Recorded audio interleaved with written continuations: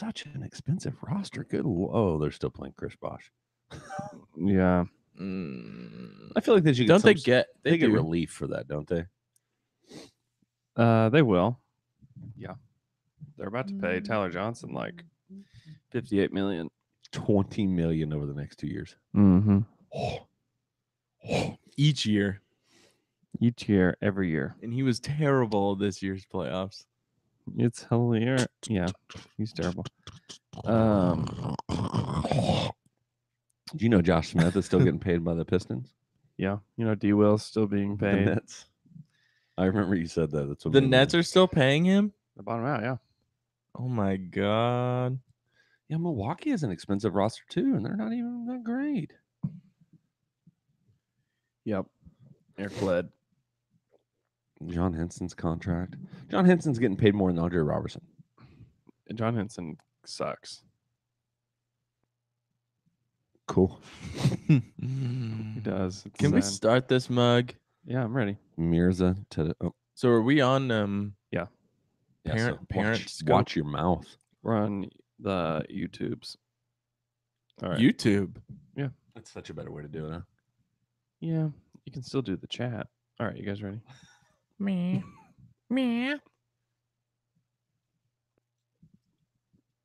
Link to down to down. Yeah. Miffed and peeved. Miffed and peeved. Hold on. That's a way. What? No, nothing. Jay. I thought you said. Jay. Oh, are you pointing to the Lord before we started? Thank you, Lord. All right, here we go again. Thank you, Lord. Link to down to down. Yeah. Miffed and peeved. Miffed and peeved. That's a way of saying like you're angry or you're mad. Don't be miffed and peeved. Miffed. Don't be miffed and peeved. I know it. It's a real world. It's a real. It's real. It's real. I don't. That's a real one? I don't use it, but it's Not in real. your vocab? Down to dunk. Yes. This is Stephen Adams. Don't be miffed and peeved. No, you can't be miffed and peeved. Sorry. This is Stephen Adams. You can't be miffed and peeved because you're listening to Down to Dunk.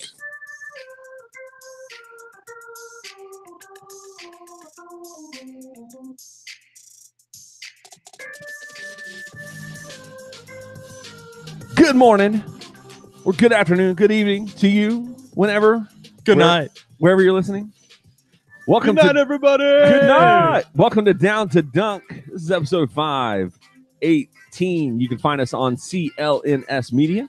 Also, obviously, on dailythunder.com, part of Dash Radio, 5 o'clock Central Standard Time, Monday, Wednesday, Friday.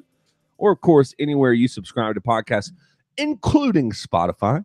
Hey, it's actually episode 521. Yeah, 521. Welcome. 521 blaze it.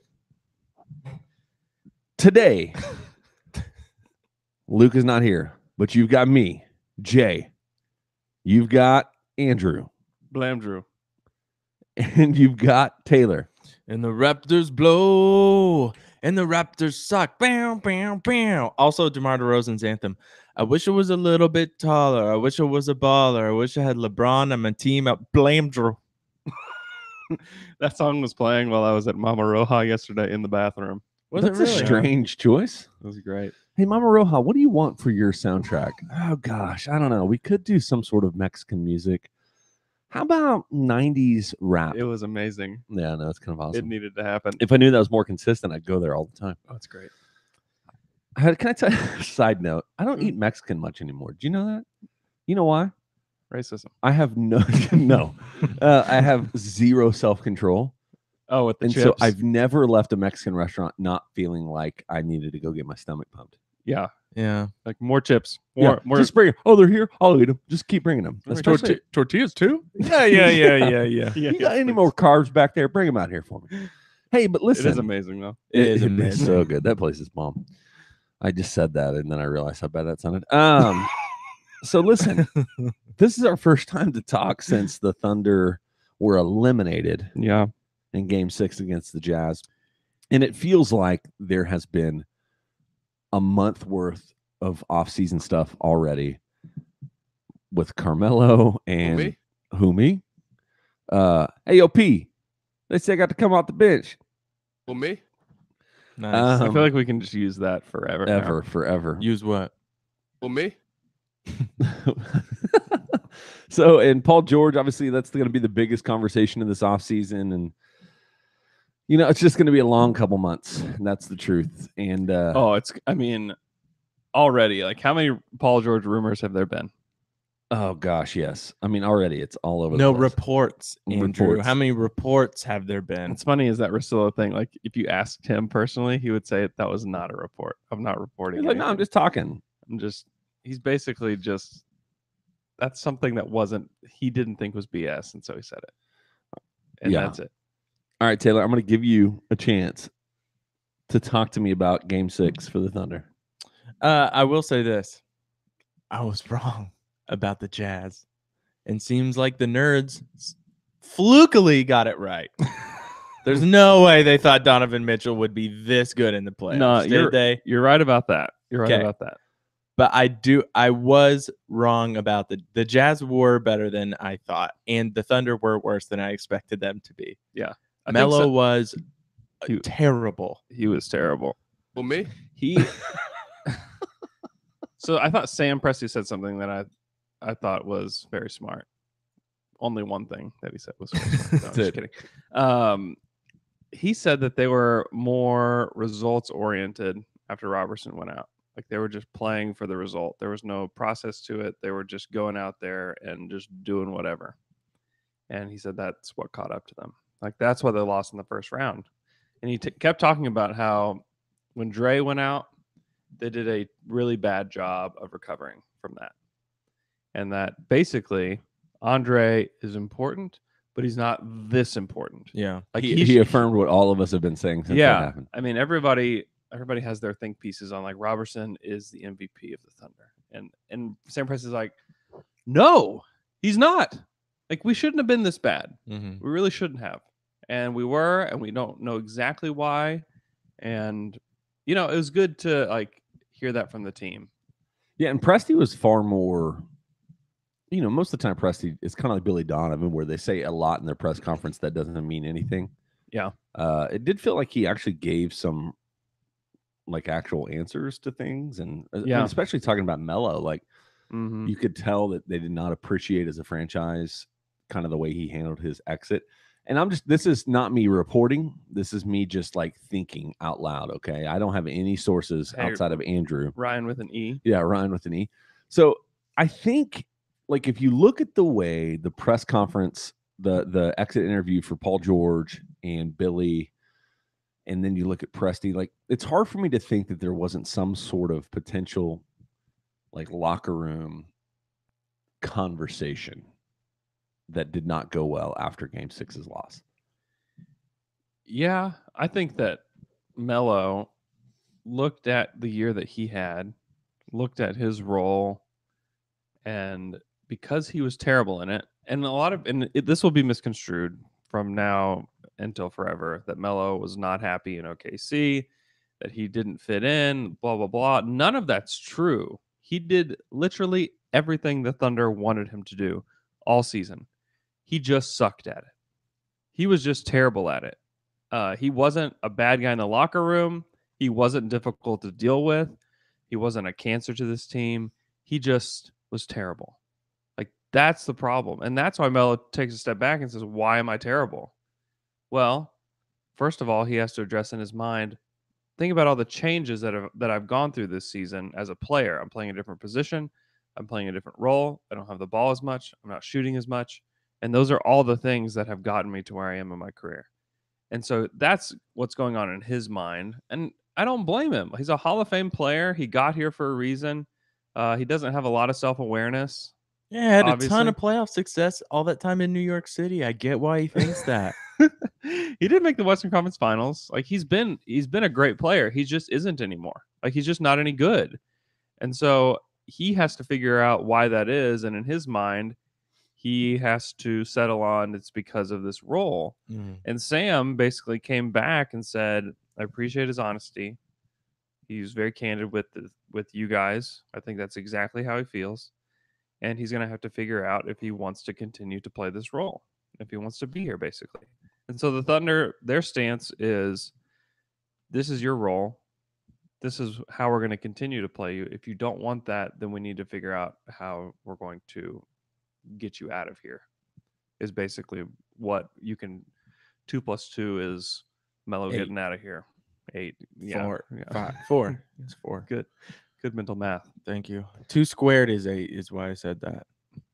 Yeah, and it leads back to all of these conversations. Oh my So gosh. if you I should mute you for the rest of the podcast for that. if you didn't listen to Monday or Wednesday's podcast, like especially Wednesday, Andrew and Alex gave a ton of potential trades for Melo, and they were all so awful. And What do people expect? I mean, we had people saying that we could get CJ McCollum for Melo. yes, Like no, You can. Melo has no value out there. No. His value is that he has a big expiring contract, and if we don't recognize that, then we're kidding ourselves. You guys really need to sell how cool he is, though.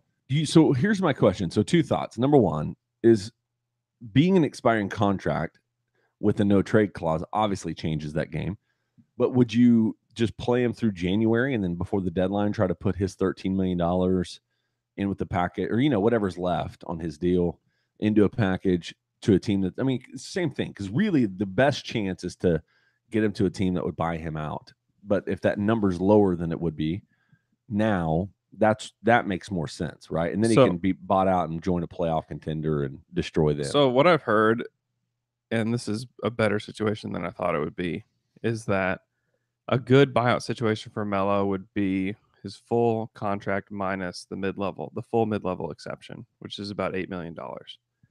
So the Thunder so would roughly $18 million would to pay buy him out. $20 million. 20 mil. 20 million. This is 28 or 26 million for next year. 28. Okay, 27.9. The only reason I asked that is to prove to people that I didn't do the math that poorly. I just thought his number was smaller than it was. Good job, Jay. All right, thanks. Uh, I'm not an idiot. I'm trying to. so then the Thunder, It's okay, man. Thanks, it would buddy. be ideal. Like that is the ideal scenario. If they can buy him out for 20 million for next year, they save $8 million on their cap. They can have some relief and have some relief of not having to play Carmelo Anthony as well. And I don't know the exact numbers of this as well, but $8 million in cap relief for a team that's over the salary ceiling, that multiplies to where it's not just 8 million. Oh yeah. It could be 11 or 12 or something like that. It just multiplies because of the penalties. So or whatever it is on top of his numbers. That makes sense. Anyway, Yeah. so they could save that's a great deal. I think the only option that makes sense, like the Nick Batum one, is the grossest one, maybe of all of them. It's a lot of Because he has 3 more years. yeah. But his final year is no. That's CJ, George Hill. I Mhm. got there. Nick Batum's contract's gross, and so the thing that I would say is like a Thunder fan and potentially trying to put your mind in the place of the ownership, like just eat it 1 year, right? Like just take just it, buy hit him 1 out. year, buy him out. Or do you want to try to trade him for a contract that's going to be even further extended to where it puts you in the cap or past the cap even more for a longer period of time? Depends on Paul.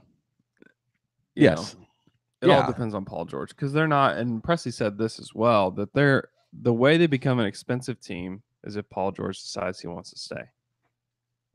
And so if he doesn't stay, they're going to do what they can to get below the luxury tax and move forward with Russ and Steven Adams. And that's what they'll do.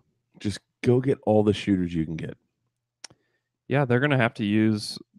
I mean, they can do this too with if they keep Paul. They'll have a taxpayer mid-level exception, $6 million-ish. But it puts them in a hard cap, right? If they use the full mid-level.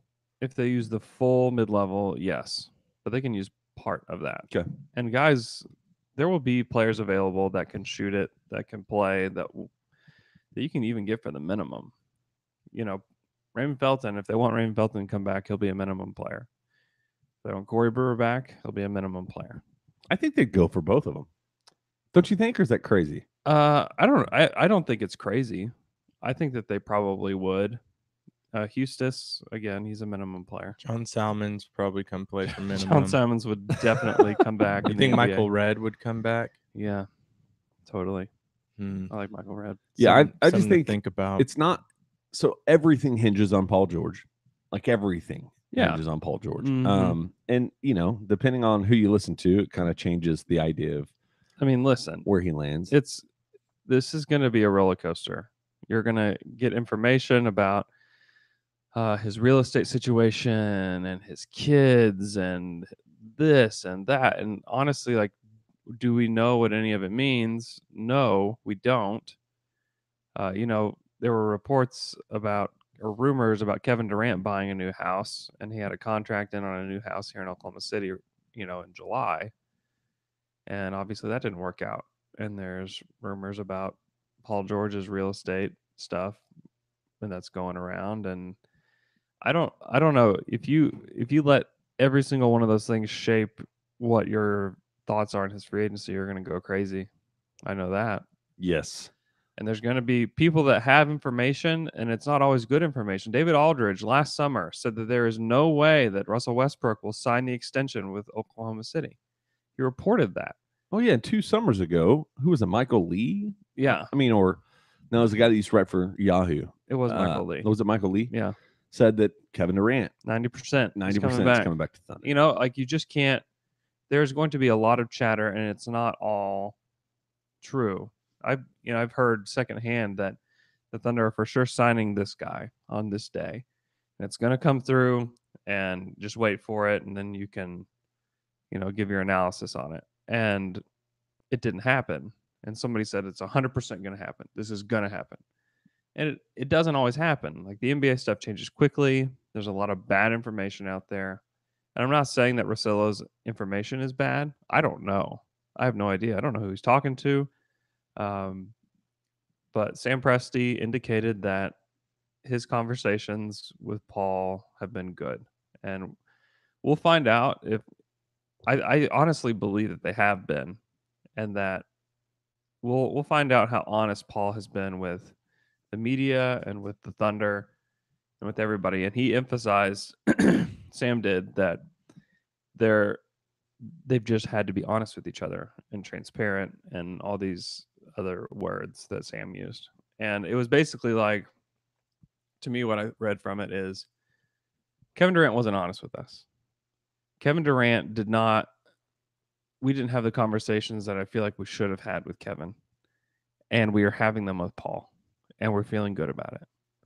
Like, that's basically what he said. And so that's like the only real information that we have. Everything else is just conjecture or rumors about things that are happening in his life. The only things that we really know is that Sam is having honest conversations with him. And we know that he himself, Paul George, has praised the organization and says that they check all the boxes and that he wants to be on the same page with Sam and Russ and Billy. He said these things. And so, like, that's really all that we really have. Everything else is conjecture. I mean, I'm sure there's people like in our lives that are talking about us and saying things that they think that they know about us, and they don't really know what they're talking about. But they're hate that. Well, Hate that, but it's true. People are probably talking about like your business, thinking that they know what they're saying. Like, oh, Taylor's going to do this and this and this. And like, maybe like 25% of what they're saying is true. Everyone thinks that. You know what I mean, though? No, Like, I know. like people- I'm going to talk about something fun. Everyone thinks, not that wasn't fun. I wasn't saying. Well, it's not. that. I mean, it's not fun, but I mean, it's just It's like real, it's just right? a reality. Like Yeah. people want to, and especially with like these professional athletes, if they feel like they have any information at all, like how much do they want to tell people? Yeah. Like they want to talk about it. Like, oh, Mhm. you know what? Like the way that Paul acted after Game 6, yes. he's not coming. He's Yeah. for sure not coming back. I to was Oklahoma there. City. I was right I there by saw the him. tunnel. Right. Well, and if you have Like, you just don't know. if you have players having this conversation to each other, right? Former players, current players, Mhm. and it gets picked up, like there's a gravity to it Yeah. that is different than if you and I are talking about it on this podcast, which Andrew and I are both in this field where we feel pretty positive about the potential of Paul George at least coming back for a year. Yeah. To run it back one more time to see what it looks like without Melo, with Dre back. Like, I think immediately with that, what I just said, Melo gone, Dre back, this team is a 55-10 win team. Oh yeah, easily. They beat the Jazz if that's the lineup they have.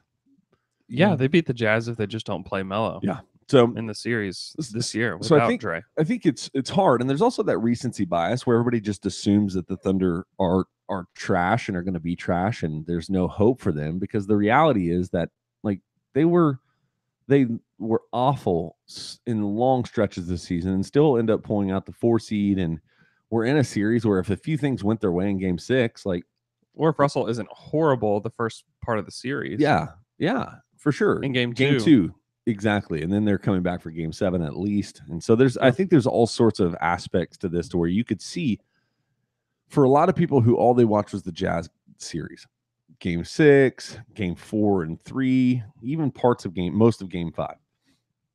All they can think of is like, why the hell would Paul George want to come back to that? It's also a good representation of like the Thunder's season. Is that It was, from game to game, you didn't really know what you were getting. Like you didn't know, am I getting a good Paul George? Am I getting Russell shooting a million times? Am I getting pass happy Russell? Am I getting like they didn't have and this is where I understand people's frustration with Billy, is that after Robertson went down, they lost their identity on both ends of the ball. Yes. And that shouldn't have happened. Like I don't think it should have. They should have been much better, but they couldn't figure it out. And it was a problem. It was a sincere problem, and some of it's Billy's fault. Yeah. Some of it's Russell's fault. Some of it's Paul. I mean, all those guys, it's Melo being terrible. I don't think Melo played a bad role. I think that he just played bad. Yeah, and I think just giving Billy a little benefit of the doubt, I think, 3/4 of NBA coaching is player and person management, right? Yeah. It's not as much about X's and O's, or it's not about, calling this or that. Like really it's about how you manage the personalities and the people that are on your team. And I think that's one of the things that has been difficult for Billy with 3 different rosters for 3 different years. Yeah. And having a dominant player like Russell Westbrook, where the truth is, because this is what you hear a lot. Well, we just need a coach who got the balls to go out there and tell Melo to get the hell off the court. Like, okay, well, that's not the layers of potential conflict that come from having that mentality for your stars are enormous. That's where Billy would have gotten fired. Yes. Like yeah, because you lose the locker room, the thing implodes, they don't make the playoffs. The Like, there's situation all of looks these so much potentials. worse if you bench Melo the last half of the season. Like we're seeing the effects of Melo being benched for 2 games. Yes. Basically. And he Not wasn't even really being even benched. 25 minutes a game. 25. We're seeing the effects of a 25-minute Melo. Yes, he was not happy. He was not okay with that. So, and I know Fred wrote a lot about that in that article he had. And so, I don't know. There's just a lot more nuance to coaching, and we'll talk a lot about that because we got a lot of TQs. How do you read Fred's articles? What do you mean? Are they free? Some, Yeah. Yeah, they They are. are? or all of them. Did now? they change that? Yeah, I'm pretty sure they. I mean, I haven't had the little thing pop up telling me I had 4 left. They anymore. changed it. Oh, cool. Yeah. Hey, well, let's talk about something that's a little more enjoyable than some of this off-season stuff, and that is our good friends over at Anthem Brewing.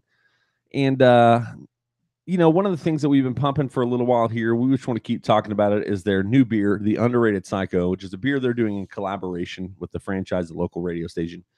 It is a citrus smash ale. Smash stands for single malt and single hop.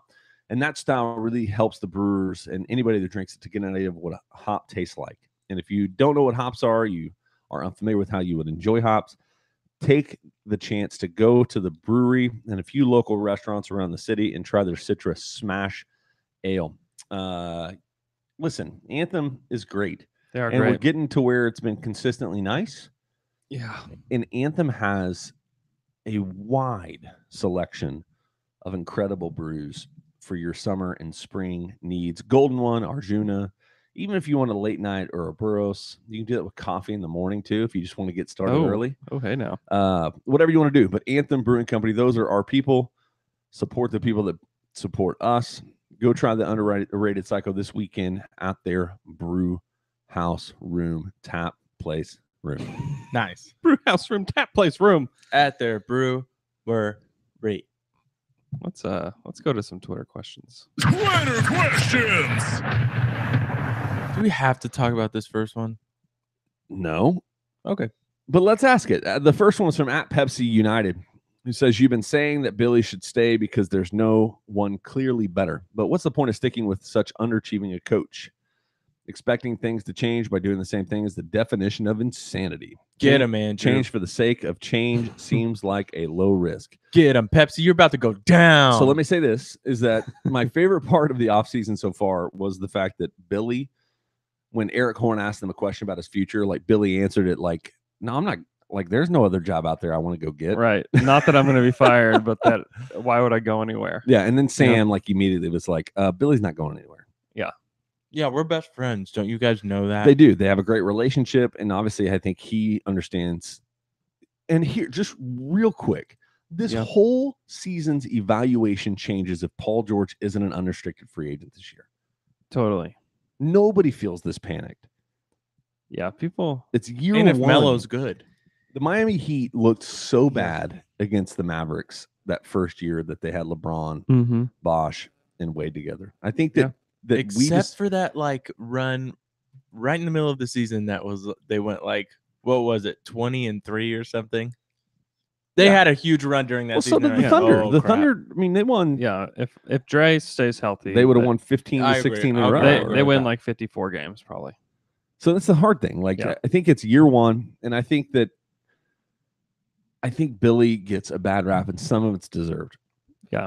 The fire the coach stuff is like the most low hanging fruit of NBA conversations. But it's a definition of insanity if you don't. Kind the of problem. The problem is that like doing the same, like the Thunder haven't been able to do the same thing for any consecutive year. Like they haven't. 3 different years, 3 different rosters. And so to say that they've done the same thing, like they haven't had the opportunity to do the same thing. You have the KD team, you have the Oladipo team, and then you have this Paul George team. There's no continuity, and there won't be, because I don't believe that Carmelo Anthony is going to be back in Oklahoma City.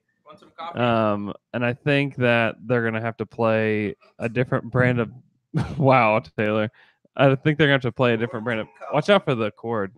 Oh, sorry. Taylor doesn't care. I know he doesn't. Taylor's pouring coffee right now, and I just asked him to do it like I was hoping. I don't know why I asked him. Yeah. Like, can you do it like silently and just kind of a part of the flow? Yeah, no. Taylor has never done anything silently or a part of the flow. Can you mute his life just for a minute? Can I mute your movements and your actions for just a few minutes? If you want to see what that looks like, you can view us on youtube.com. We're live right there now. So I get the frustration with Billy. Like, I totally get it. I'm not going to tell everybody that they're idiots for thinking those things. I get it. Like, things should have been better. They really should have. I'm just not convinced that a different coach or a better coach would have done a better job with that group. Part of this, outside of like the guys that you can't get, PJ Carlissimo, outside of a Brad Stevens, Mike Brown, right?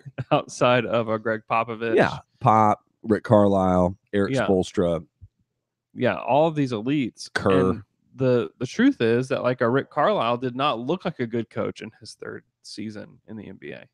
No, he got fired from Indiana. Yeah, he lost his job before he actually figured it out. And maybe the Thunder do need a different coach. Like, that's not out of the possibility, but are they going to? He's not going to go anywhere though. They don't even know. Like, what is Billy Donovan as a coach? Like, if somebody that has never even watched the Thunder say, "Hey, I know that you, Jay, have a Thunder podcast. That's really cool. Tell me about their coach. What is he all about?" I would say I don't know, really. The one consistent thing is that he is a guy who just experiments all season long. Yeah. Which is probably the most enraging part of it for a lot of fans. Yeah, but it's funny that the reason we hated Brooks, right? The reason that we hated Scott Brooks is because he never did that. Yeah. And now we have somebody who's really on the other end of the extreme, because Brooks never did anything different with his lineups. And now we have a guy that is constantly changing his lineups. Like, I don't think he is a bad coach. I don't think he had a good series against the Jazz. No, but I think his hands were tied a little bit in that series, to be honest. A little bit, and a lot of it was just that Russell didn't play great except for the last couple games. And I also think, like, as much as Russ is our guy and we love him and we're stuck with him for 5 more years at $7 billion, like, he's not an easy guy to coach. Yeah. I don't think he's an easy guy to coach. Like, I think he's going to do kind of what he wants to do. But, I mean, the more that they evolve together, Billy and Russ have a good relationship. Every sign is pointing to the fact that they have a good relationship. Yeah. You hope that every year there's more things that Billy can do to help Russ kind of figure out this new method or model. And if not, like, like if next year, if Paul comes back and they have another disappointing season and they're out in round 1 again, then I think that this is a more relevant conversation. Yep. I just think that we have too small of a sample size. We have 3 different groups. They've all had 3 wildly different results. You know, I know that they lost in round 1 last year, but they lost in a much different way this year. For sure. I just don't know the answer. And like Russell, I believe that Russell did have an injury that he is recovering from right now. And there's just a lot that goes into it. And it's not just we simply change the coach and then we're instantly better. And we have an offensive system now. You know, and it's hard to say because the Thunder have had 2 coaches that, you know, they're not the strongest offensive coaches.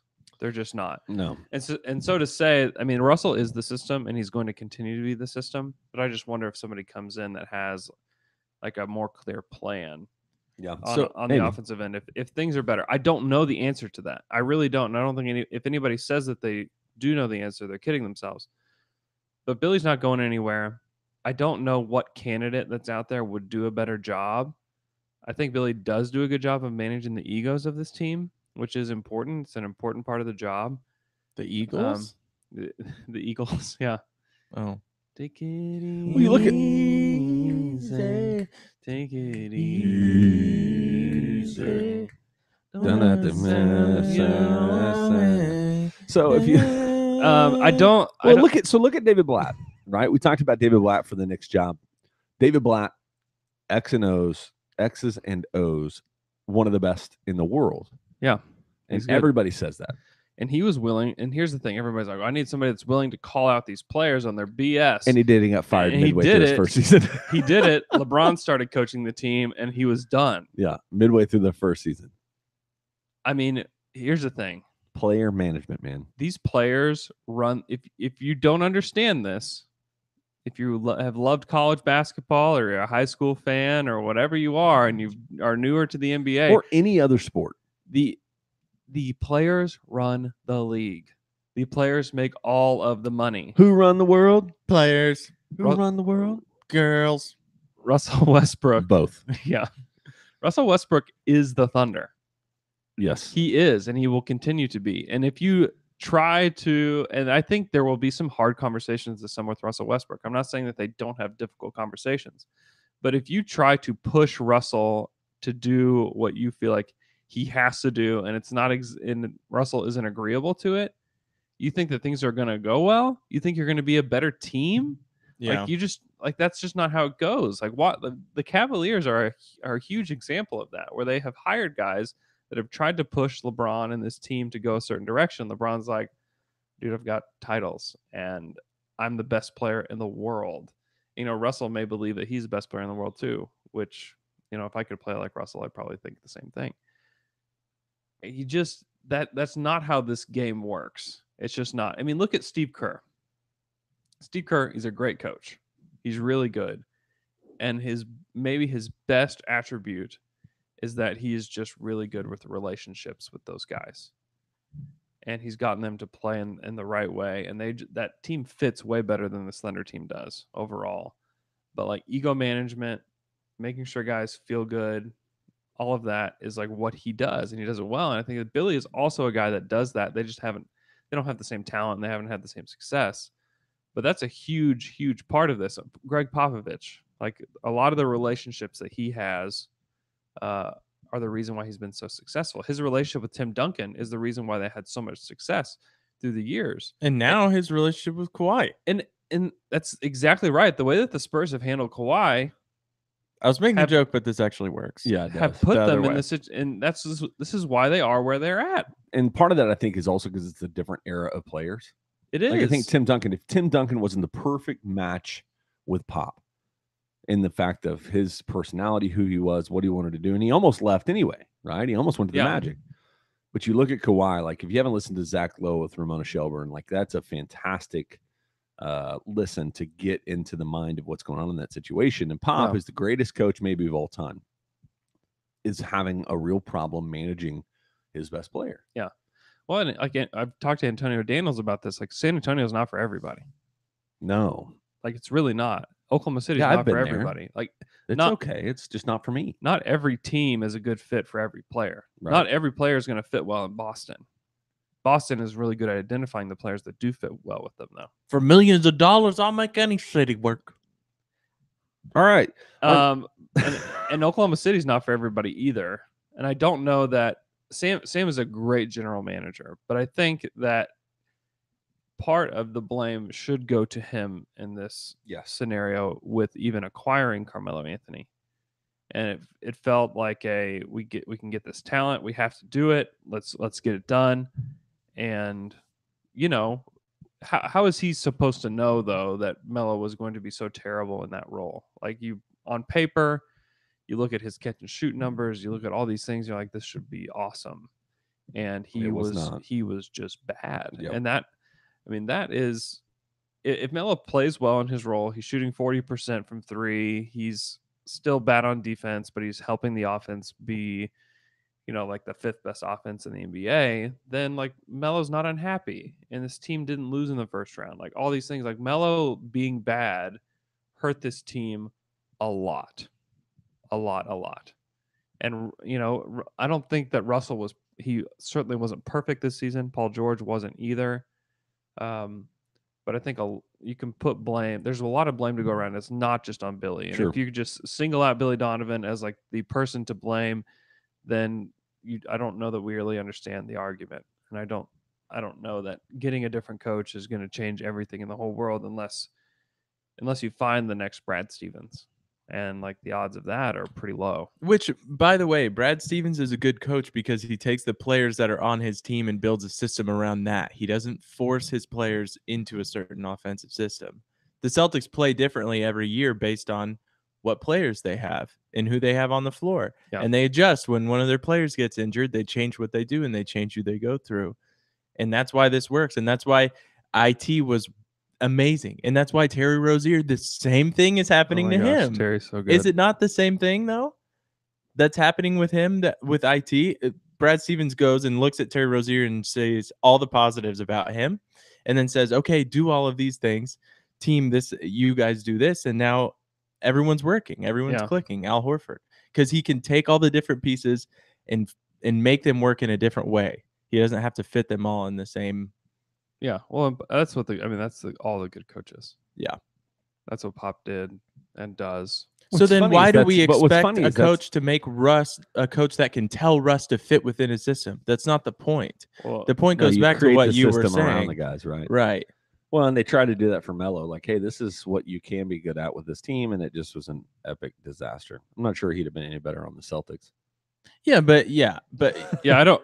think that what we got, and this is the scariest thing, is that we may have gotten the best version of Carmelo Anthony this season.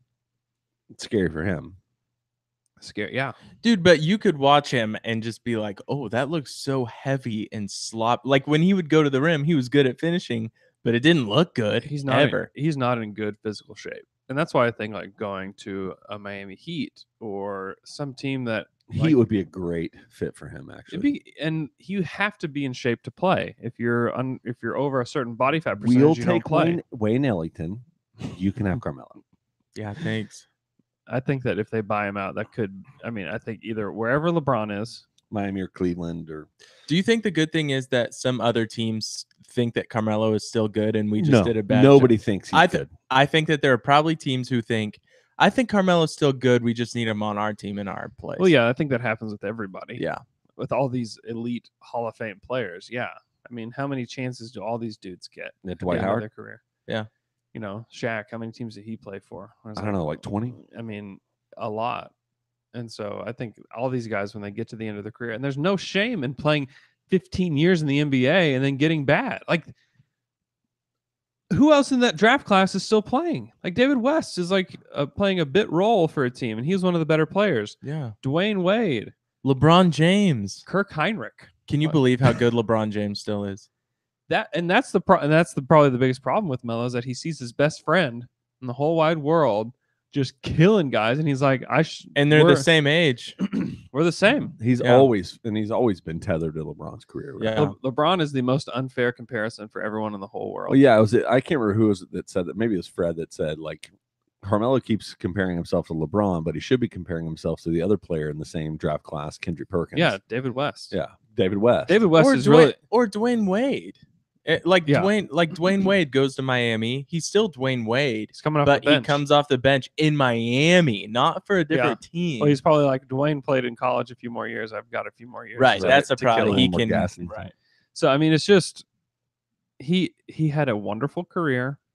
It's going to end soon, and depending on what If he doesn't change the way he plays, he could last another 5 years if he really took a bench role.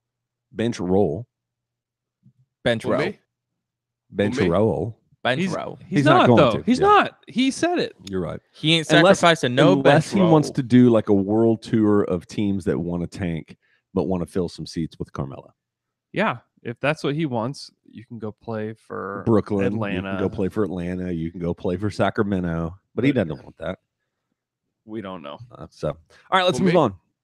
Our next question's from @JohnnyHo34. And this is for Andrew. What's the most surprising thing you learned this year thanks to the press pass? Better be good. Better be about candy. It's amazing. It's just so great.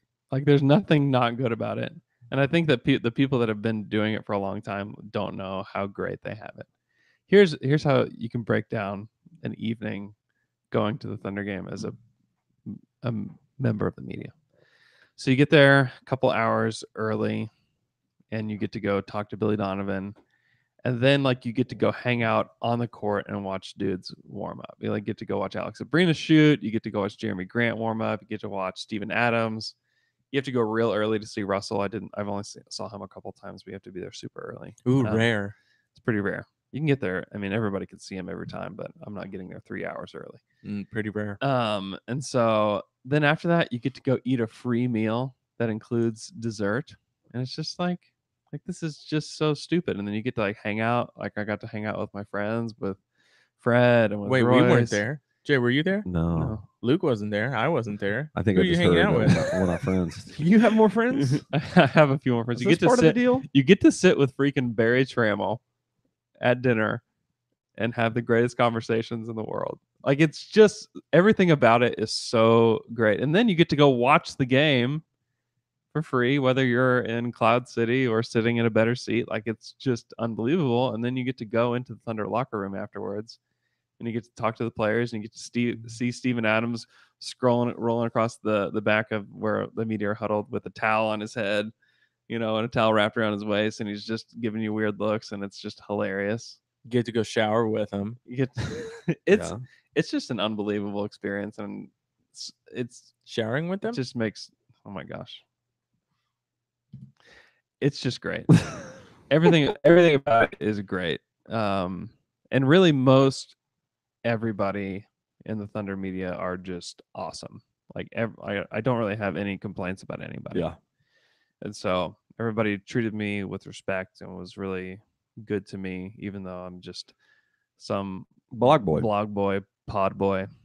You're a blog boy. Blog Boy. I didn't know Blog Boy was a thing making fun of Blog Boys until Blog Boys took over the name Blog Boy. Yeah. I got don't just know. really confused. with what you said. Anyways, I'm just saying, Just like, call them nerds, guys. people are super nice. It's way easier. It was just everything about it was just a wonderful experience. I didn't take advantage of this, but you can they give pizza to the media after every game too. What? So like it can be in an environment where you gain a lot of weight. Yeah, they just want their people to What? be fat and happy. Yeah. Did you ever figure out what the pizza place was that they provided from? Dang it, J-Mon. I just was wondering, man. You did. Pizza Garden? You said it's down on May somewhere. All right. Yeah, May Avenue, May Avenue. Domino's? Fazoli's. 63rd and May. Oh, Yeah, Fazoli's. it's the name of the place that I Some can't of the remember. best pizza. They put square pepperonis in the sauce, like at school cafeteria. Ooh. Ew. All right, that sounds gross. Next questions Cubes? from Yeah. @Rye Hendrickson. Meat cubes. For the remaining playoff matchups, what outcomes help shape the Thunder's offseason dealings most positively? For example, if LeBron makes finals, thus making it harder for him to leave Cleveland for a place like LA because PG-13 debacle, blah, blah, blah, blah, blah, blah, blah. What else going on in the playoffs impacts the Thunder? I think LeBron is just the key to everything. Because if LeBron decides he wants to go to the Lakers, which I still don't quite understand that, but if he does, then I think Paul will go. And so that's where I think that's the big one to me. Then everybody else, I mean, the Rockets are going to have an interesting offseason no matter what happens. The Golden State Warriors are going to win the title this year. And so, like, how does that impact the Thunder? Not a whole lot. Like, they're going to bring back their team, and they're going to kill everybody again next year. The Raptors are going to completely crumble at the feet of LeBron James once again this year. Do you know what DeMar DeRozan said last night after postgame? Please tell me. He said, "We thrive in adversity." No, you don't. You- When have you ever thrived in adversity before? Ever? You have crumbled in adversity. How can you say that? How can he how there's no way he believes that, right? No, he doesn't. He's just trying it on. I can't believe he said I couldn't believe he said that. Oh, I love that. You lost both home games already, Raptors. How did you lose both home games? And you got smoked yesterday. Smoked. By the Cavs, maybe the second worst Cavs team with LeBron. Probably. This is easily the worst team since he's gone back to Cleveland. There's no doubt about that. Yes. And Kevin Love, okay, Raptors, you did a good job on Kevin Love in the first game. He couldn't do anything at center. And then they said, we'll play him at center again, which is kind of confusing. And then he destroys you. Well, it's because you put CJ Miles on him.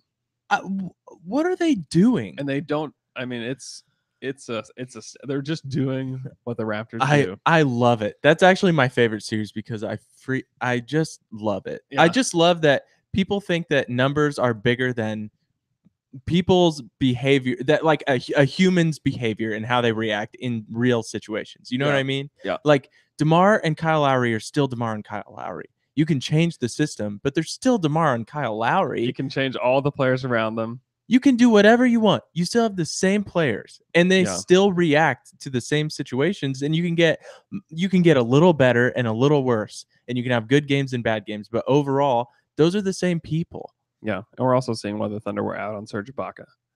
Yeah, he had 2 points last night. He missed all of his field goal attempts. Yeah, he's been bad. And if they can't get a good Serge Ibaka, they don't have a chance in this series. They don't have a chance at all. But yeah, I think maybe the only other team that I think is and they will be a player this offseason is Philadelphia. And they'll have a full max spot. And I don't know that they could lose to the Celtics very well and not go to the East Finals, which wouldn't you rather see Philadelphia in the 100%? East Finals? Like I don't want to see Boston in the East Finals. I think Philly has a chance to beat Cleveland. Yeah. I think that they do. I don't think Boston does. No way. I mean, can you imagine this Boston Celtics team going to the NBA Finals? Ridiculous. Nobody will. I mean, come on, dude. LeBron would tear them apart. That's the thing. Is dude, like LeBron would figure out what the Celtics are doing and then be like, okay, that's not happening anymore. Any question that he is the second best player, if not the first best player of all time? No question. He's top 2, right? I mean, he is right there with Jordan, like without question. Yeah, he is. It's so hard to say like, oh, he's better or worse than Michael Jordan. Is he any better than Bill Russell? Let's take a look at the numbers. I mean, this is spectacular. He's so good. Watching him play basketball. Yeah, I just think what you can do is you can establish a top tier of the best players of all time, and you can put MJ and LeBron there, and you don't have to put anybody else there. Right. Nope. Yeah, it's insane. But I think someone is going to go to Philly. I don't know if it'll be LeBron or Paul George. I think that either one of them would help tremendously. And they could help, especially LeBron, mentor Ben Simmons. Can you imagine like LeBron mentoring him into his prime as LeBron kind of ages and like just plays power forward? And I mean, it'd be amazing. And then hands the keys over to Ben Simmons, hands the league over to Ben Simmons. And like, I mean, that would be tremendous. I also think, and I've said this multiple times, is that Paul George is a tremendous fit for that team. Yeah. If he plays instead of JJ Redick, whew. Yeah. I mean, the Sixers are immediately like really, really, like really good. Like we think that like the Boston Philly matchup this year is great. Like imagine they get Kyrie, Gordon Hayward back, and then Philly adds Paul George. Like you want to see that matchup. Like this matchup is fun, but it's not. No, it's Like none of it feels like we're watching an eventual champion. right. Like I think that Golden State's eventually going to get tired.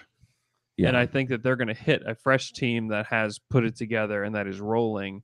Well, Philadelphia can just defend so freaking well. It wouldn't too. surprise me if it was either one of those teams in the next 2 years that wins a title. So does Phil? I think the only thing that would give, I don't think Philly would pause, like realistically pause. Like if Paul George is like, hey, I want to come to play in Philly.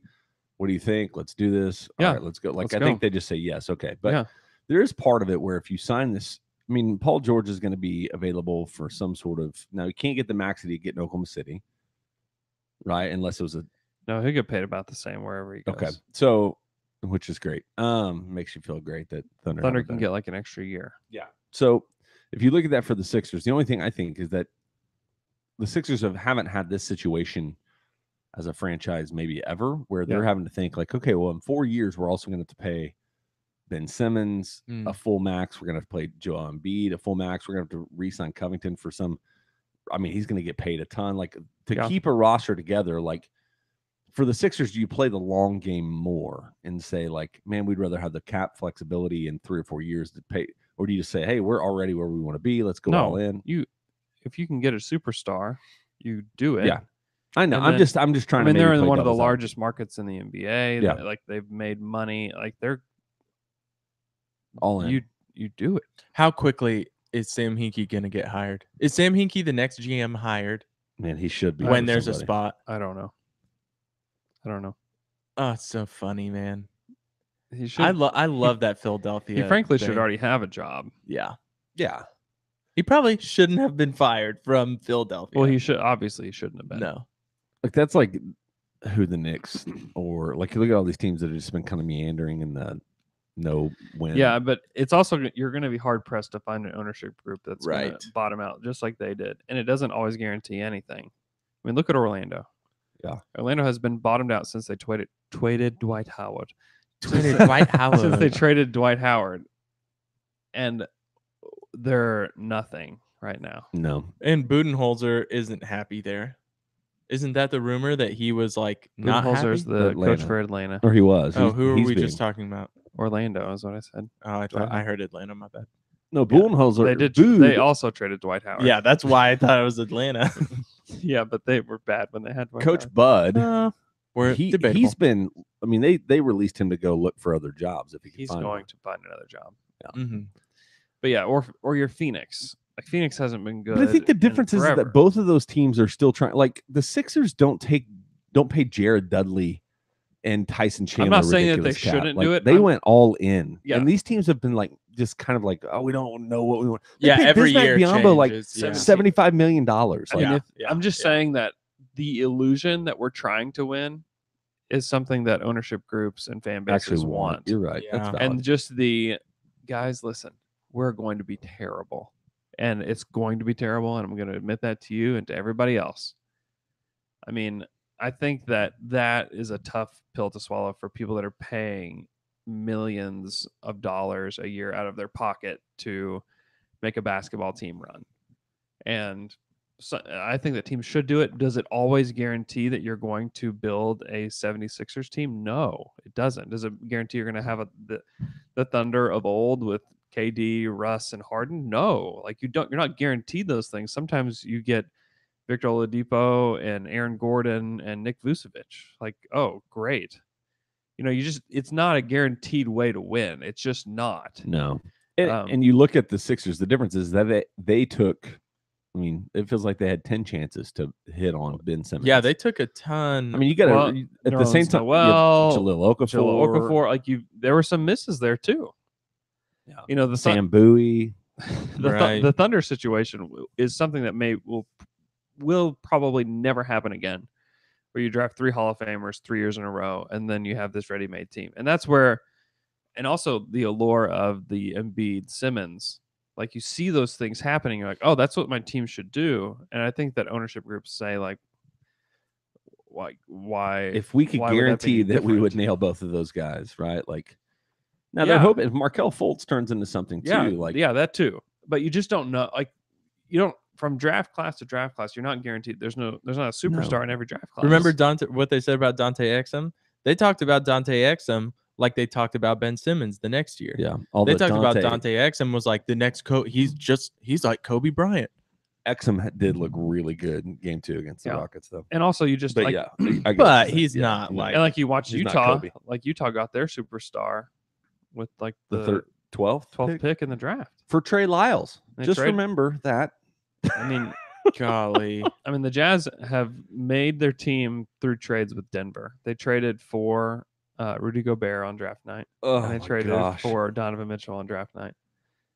And we're not ones to talk about bad trades with being Oklahoma City Thunder fans, but still, like, there's not one way to win in the NBA. There's not one way to create a super team. It's not just tanking. It's not just having LeBron James. It's not just like there are so many ways to do it. And I think, Sam Hinkie should have another job, but not every organization can handle that. Why doesn't he should go to the Kings, because the Kings suck anyways. Mm-hmm. Like, just go, or he should go tear apart the Hornets or something. Yes. Like that. Yeah. But Mitch Kupchak's there. Jordan Oh, would Mitch. and Jordan would kill couldn't him. handle that. Mitch and Mhm. Jordan could not handle. Oh wait, Mitch is the GM. So we've got there's a lot of questions left, Get and money. we're running a little bit long, and Let's so fire through them. we're going to try to fire through some of these. And if we miss your question, then sorry. So a lot of the questions are about the future, obviously, of the Thunder. One of them's talking about, this is from @jbug_. Do you think Russ has to alter his game? And do you think that its bad habits are fixable at this point in his career in terms of off-ball movement, cutting, ball watching? I think that Russ does need to adjust his game. Like, if they wanted to be a true championship contender, Russell has to change. But that's not. Also, this isn't just true for Russ. Players change their game every summer. LeBron has been adjusting his game every single summer. So the real question I think that he's asking is, can Russ do it? I think that they'll have to have some difficult conversations with him. I think that he needs to, and Sam alluded to this the other day, is that he has been a good spot up shooter. The problem is he hasn't had that many opportunities. Yeah. He was a better spot up shooter than Melo was this year, but he didn't have as many opportunities, obviously. And he's pretty good, and he needs to be able to play off ball more, especially if they're going to keep Paul. Like, there needs to be more off ball movement. I mean, I did an article a few years ago with Vantage Sports about the screens between Russell and Curry. And at the time, Curry had set like 600 and something more screens than Russell did in like February. And Russell needs to be able to adapt his game to make the offense better. And he just needs to believe that that's the right thing. Because right now I think that he does. And this was Zach Lowe wrote. He believes that shooting 40 times is the best thing for the team to win. Yeah. Mhm. And he needs to understand that. No. And I think that experience changes things. Like, as an adult, experiences change you, and they change the way you look at life. And losing in the first round 2 years in a row, one where you were expected to, the second year where this team, I mean, he guaranteed a championship twice. Then you go out in the first round, like, maybe he will change because Right. of that. So he does. He needs to adapt. He needs to change. He needs to be a better defender consistently. But he's still great. Like, I hate Russell Westbrook conversations. I hate Yeah. listening to Russell Yeah. Westbrook conversations, because he is one of the best players in the world, easily. And is he perfect? No. But is he he guarantees you a playoff spot just right off the bat. I don't care who else is playing with him. You're going to make the playoffs with him. And he's going to compete every night. He's going to bring it every night. And he is a Hall of Fame player. He's great. And, a lot of people are just like, just trade him. Let's capitalize on what we've got now. And man, like, to get a superstar is a difficult thing. The Charlotte Hornets have not had a superstar. They had Kemba Walker. Kemba Walker's good. He's not a superstar. He's a top 25 player in the NBA. To get a top 5 or top 10 or top 7 or 8 or whatever you think he is, I mean, that is a difficult thing to do. It's not as simple as let's tank and get a draft pick. It's not that simple. And so if you have a superstar, one that is committed to your team, one that loves the community, one that is willing to be here in OKC, you have to keep him. You just have to. Yeah. Does he need to adapt? Yes. If they want to be a championship contender, if they want to keep Paul George, I think Russ is going to have to make some changes and have to voice those to Paul in the offseason. Then yeah, he's got to make changes. But I just think that all the Russ criticism it's fair, but it's also too much. For sure. So he also asked this question at jbug_. What do you guys think about Alex Abrines saying he's going to work on ball handling and pick and rolls? It's awesome. Yeah. He can do it, and he's shown some ability to do that. I think there's going to be some internal development. Hey, can I also just say this? I am so glad that we didn't trade Terrence Ferguson and Alex Abrines for Rodney Hood, or Alex Abrines for Rodney Hood. I am now. Rodney Hood has been awful for the Cavs. I tried to warn you guys. Yeah. Rodney. And Abrines proved that he's a big piece of this team going forward. And I think Ferguson's going to be a big piece of this team as well. Yeah. Going forward. Or Avery Bradley. Everybody's like, we got to get Avery Bradley. That would have been horrible. Can you imagine if Thunder they would have made traded the for him? playoffs. If they traded for him and he can't play. Yeah, it's awful. Yeah. So this is a question we're going to get at Nathan Brewer 89 asks, Enes Kanter a potential pickup for Oklahoma City? How hard should Presti pursue him? He seems like a legitimate free agent that would actually choose Oklahoma City. So first off, Kanter has to decline his player option, which is I think it's $19 million. $19 million. And so if he does that, then sure. He is weird. He is so weird about this team. He's in love with never them. heard of a player doing this. Like coming back as a fan to watch a playoff game. I have never, ever heard of that. And if he was, you see guys that are retired doing that. You don't see guys that are, what is he, 26 or 27? Yeah. You don't see guys do that. 69. Thanks, Luke. Yeah, I don't. Rest in peace, Luke. R.I.P. Luke. I think that there's a good chance that he plays in Oklahoma City again. I'll say that. I don't know if he'd come back for the minimum or if he would come back for the $6 million a year tax pyramid level, but he would love to be back here. Do you think it annoyed New York fans, or do you think once the season's over, they don't even give a crap? No, about their nobody in New players? York is watching basketball anymore. No, I agree with that. The fact is that Enes Kanter is not shaping your franchise. But he sure would be fun to have on the team. Yeah. Except for does it cut down on Grant's minutes? Then at that point, no, I don't want it. Yeah, but I think that Grant he could play with Ennis. He can play the 4. Yeah. All right. 2 more questions here, and we're going to move on. So last one, or second to last one, is from at SRL. Nope. Enquist. I don't know. Sir Little Genquist. Sure. The J is silent. Will there ever be a Taylor and Luke only podcast? Is that Andrew's worst nightmare? Hey, I think it's Andrew's worst nightmare. Also, I just don't think it will ever happen because neither Luke nor I will ever actually get it going.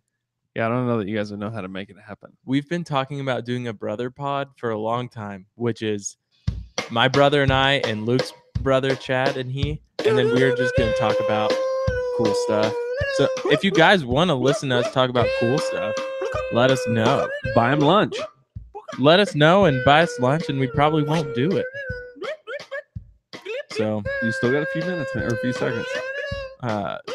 can't believe DeMar DeRozan and Kyle Lowry, man. The Raptors. Are they going to get swept? Yes. Are they going to get swept after all of this? Are they going to get swept? Oh my God! The Raptors are getting swept. I don't think that's a hot take. So angry. It just feels good. It does. All right. Last question is from at O_K_C. And that is, which non-Thunder player do you enjoy the most watching play, and which player do you find the most annoying to watch? Let's talk playoff edition. Okay. Who do you enjoy watching left in the playoffs? It's hard not to say LeBron James. I know. Yeah. I know. I mean, it's an easy one to go to, but just watching what he did last night, it was just Dude, how many incredible. how many fadeaway jumpers contested fadeaway jumpers did he hit last night? I think they said 7. Did you hear Kevin Love? 7? Did you hear what Kevin Love said? That LeBron told him during shoot around. He's like, dude, I'm going to hit so many fadeaway jumpers tonight. It's so disrespectful. And it shows you, it's so disrespectful. And it shows you how much he's does not care about Toronto and yeah. what they've changed offensively. It's Oh, so it's- easy for LeBron against them. It's so great. Ugh. Oh man. I mean, Donovan Mitchell's another guy. Like it's hard not to enjoy that It's guy. kind of fun to watch the Jazz now that we're not playing them. Yeah. Yeah. So who annoys you? Is there any question? It's the whole it's Rockets. the Rockets. The whole the Rockets Rockets team. are a miserable team to watch. Did you see what Harden did to Joe Ingles the other night? Yes. Like that foul? Yes, he I did. Caught the ball inbounds and then backed into Joe Ingles. Not like just stood there and let Joe Ingles run into him. Like really Like, backed back- up yeah. into him. Got the foul called. Well, Yeah. there's one play where Rudy Gobert, it was such an unathletic looking play for Gobert. Ariza Yeah. fouled him on the shot, but Harden was guarding him. Mhm. Gobert got the position, and they threw Gobert the ball. Harden literally pushed off of him and fell to the ground, looking for it to be some sort of foul on Gobert. Anyway, it was just like, what are you doing? Yeah. Yeah, James Harden is great, and he is a top 5 player, maybe, and he's the MVP of this season and everything else. But he is pretty terrible to watch. Yeah. It's not fun. Well, and why are you guys playing like that against the Jazz? You Man, guys the should Rockets just are be so beating salty. the Jazz. The fans, it's amazing to listen Oh, to them. They it's really crumble. are. It's not cool. So I don't know. They annoy me. Nobody Yeah. else annoys me. How about know- this? How about Draymond against Anthony Davis has been really annoying Draymond's- me. You know what? Like Draymond didn't have a good season, but he's good. He is Draymond- so I great. know. He's he- still so good. I know, but he's so annoying against Anthony. Also, how is he guarding Anthony Davis? He's doing a good job at it. It's just super, Draymond, man. He's super strong. God, he's just a brilliant. He knows what basketball to player. do. So He really annoying. is, and it drives me insane. Yeah, that Warriors team plays the right way, and if I wasn't an Oklahoma City fan, I could probably enjoy them, but I can't enjoy them. I know. But like the Rockets are just the exact opposite. Like you look Yeah. at the way that they play, shooting so many threes, blah blah blah. Like the Rockets play so different, and they're miserable to watch. But like the Sixers are fun. Boston is like the Terry Rozier Boston Celtics are super fun. Jason Tatum's so freaking good. Yeah. Like every other team, it's fun to watch the Raptors just If the Sixers crumble. took Tatum, they wouldn't need Paul George, by the way. True. Yeah, that would be cool. It Yeah. is fun. It is actually fun watching the Raptors. Just crumble, and mostly in Toronto. It's I super know their fun. fans are so great. Oh, they're just just. I mean, they're just. like Drake and Kendrick Perkins are fighting each other. It's so wonderful. Oh my yes, Drake. I love that, man. I love that he talks so much crap and he thinks he's so cool. Yeah, Oh, It kind of is. no, he's not cool. Okay, Drake sorry. is not cool. yeah. Hey. I got one more question for you. What is it? Are you guys miffed or peeved? But before we answer, Okay. Oh. I want to talk about my good friends at Oklahoma Shirt Company. Just this week, we got a gift for somebody at our church, and it needed to be embroidered. A GIF? A gift. I got her a gift. And it needed to be embroidered, and I connected with the people at Oklahoma Shirt Company. They embroidered it for me. Just a couple days, got me taken care of. But they'll do that for you, man. Anything that you need or want, they are going to take care of you. Hats, stickers, shirts, Hoodies. shorts, hoodies, socks, whatever you want. They'll screen print it, embroider on it. They'll do whatever you want. No Beanies. minimums, no maximums. They will hook you up. I also do want to say this. They started with the Oklahoma Shirt of the Month Club. Now they Shorts. have a Texas. Now they have a Missouri. If you're in Missouri, Ooh. Shirt of the Month Club, Missouri. Wow. Also in Arkansas and Kansas. Shout out to my sister in Missouri. There it is. So reach out, oklahomashirtcompany.com, and that they'll connect you to all these incredible places where you can get your Shirt of the Month. So here's the question, guys. Are you miffed or you peeved? Miffed, miffed, and peeved. Andrew, you miffed or peeved, man? Yeah. So Tell me. I was actually on the phone with you the other day after the Media Day. exit interview press conference. Yeah. The And- exact opposite of Media Day. Yeah. The opposite of media day. And I was coming home and I was going to, my wife called me and said, hey, these people in our neighborhood have some sod that they're going to give to us. Great. I need some, I've got to patch some stuff up in my yard. Wonderful. That's so great. I'm driving home and I'm on the phone with Jay and I pick up the sod and I assume that it's the right sod.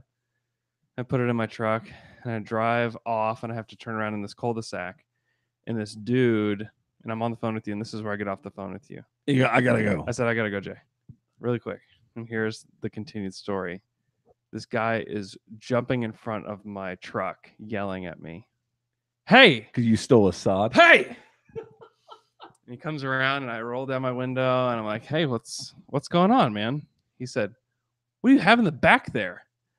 I said, it's just some sod. My wife talked to somebody, maybe your wife, and said that I could have the sod, and and he was super mad, and then he was like, my wife did that? I said, I guess. Like, I don't know. Like, I'm just I'm just talking.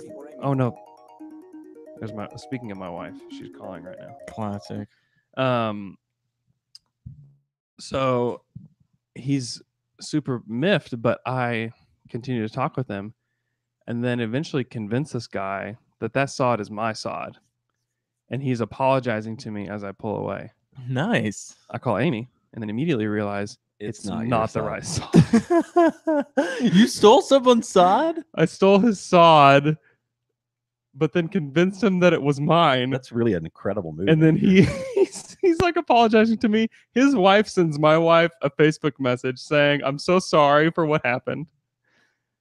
Did you take the sod back? Yeah, I took it back immediately when I realized Dude, it. I'm so sorry. And I tried to go find him. I couldn't find him to apologize, but then I went and got the correct sod, and it was just a ridiculous That's time. a fantastic story.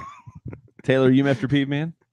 That's That's not really miffed or peeved, just awesome and cool. It's a good story. Yeah. It's awesome and cool. That's I've a really never lame miffed and peeved. but Never whatever. convinced somebody that he was so miffed and peeved Hey, at buddy, me. this is mine. It's like a Jedi mind trick. Like, Yeah. This is my No, sod. it is mine. This is my sod. Oh, it was so weird. Yeah, it is your sod. It My was so fault. weird, especially when I realized I was at the wrong address, and I was like, "It's not the right sod." I'm so Oh, sorry. That's funny. In fact, he said, "I can help you get more." Yeah, come back here, man. I'll actually rip my yard up for you. I was just like, "What is going on?" That's After I very realized, I was strange. like, "I don't know what I just did." I'm a little miffed and peeved for DeMar and Kevin Love, man. It's so sad they have to go against each other, they've become best friends since they came out about being anxious and depressed, and it's sad that they have to battle each other. Why are you doing this? It's sad. I'm serious. I'm miffed and peeved about it. Thanks for listening to our podcast.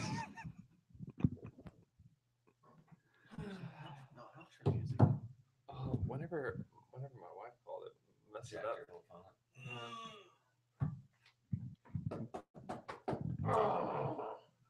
I do think it's cool that they talk about it, though.